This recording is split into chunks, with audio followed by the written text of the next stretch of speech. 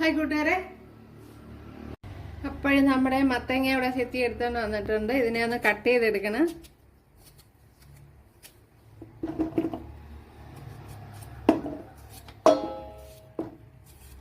അപ്പോഴും ഇതേപോലെ കുറച്ച് വലുതായിട്ടാണ് കട്ട് ചെയ്തെടുക്കണം.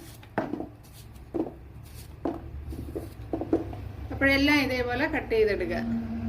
ഇവിടെ ഇഡ്ഡലി കുട്ടകത്തിന്റെ തട്ടിൽ കുറച്ച് വെള്ളം വെച്ച് കൊടുത്തിട്ടുണ്ട്.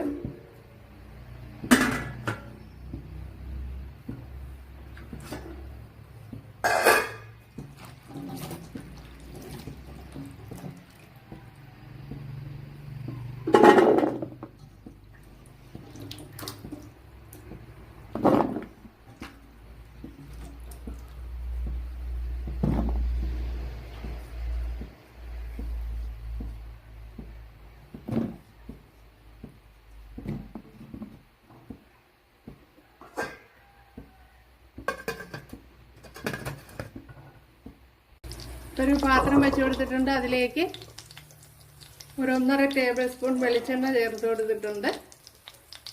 അതേപോലെ ശകലം കടുകും കൂടെ ഇട്ട് കൊടുത്തിട്ടുണ്ട്. ഇതിലേക്ക് ഇനി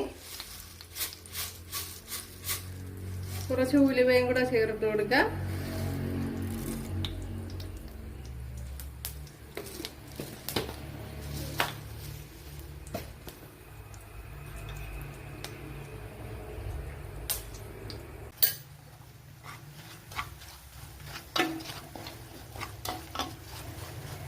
ഇനി ഇതിലേക്ക് ഒരു നെല്ലിക്കയുടെ വലിപ്പത്തിലുള്ള പുളി ഇതുപോലെ എടുത്തിട്ടുണ്ട്. അത് ചേർത്ത് കൊടുക്കുക.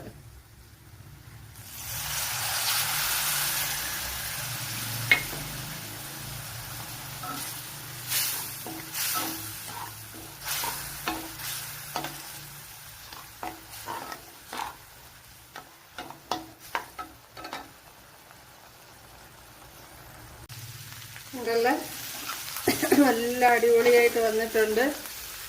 അതേപോലെ നല്ല ടേസ്റ്റും ഉണ്ട്.